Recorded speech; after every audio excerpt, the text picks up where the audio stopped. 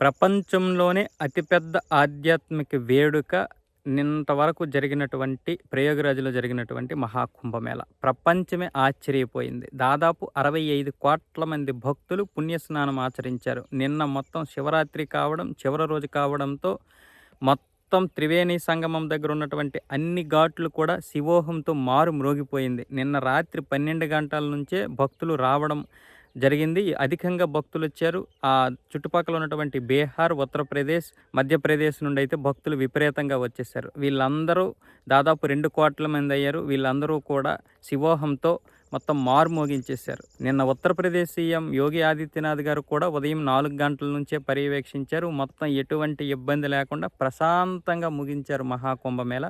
దీనికి Harvard university వాళ్ళు ప్రశంసలు కూడా కురిపించారు ప్రొఫెసర్లందరూ కలిసి. ఇది ఒక పెద్ద పాఠం అంటూ చెప్పారు. అయితే నిన్న మొత్తం అక్కడ ఉన్నటువంటి 5 శివాలయాలు ఏవైతే ఉన్నాయో ప్రయాగరాజు పరిధిలోన, ఆ 5 శివాలయాలకి గట్టి బందోబస్తు ఏర్పాటు చేశారు. ఆ శివాలయాల దగ్గర కూడా శివోహంతో మొత్తం మారుమ్రోగిపోయింది.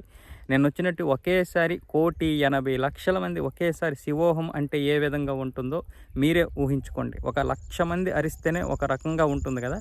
1,80,00,000 మంది శివోహంతో నిన్న మారుమోగించేశారు.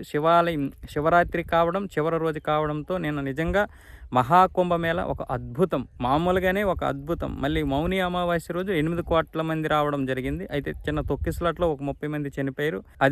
అది తప్పితే మిగతాదంతా కూడా చాలా సజావుగా జరిగింది. ఢిల్లీలో జరిగినటువంటి రైల్వే స్టేషన్‌లో జరిగినటువంటి ఒక తొక్కిసలాట. ఇలాంటివి తప్పితే మహాకుంభమేళ నిన్న అద్భుతంగా జరిగింది. ఇది శివోహంతో మాత్రం మారుమ్రోగిపోయింది. ఈ విషయంలో ఉత్తరప్రదేశ్ ప్రభుత్వం కూడా మంచి ఏర్పాట్లయితే చేయడం జరిగింది. భక్తులకి చివరి రోజు కావడం వల్ల హెలికాప్టర్ల ద్వారా పూల వర్షం అయితే కురిపించారు.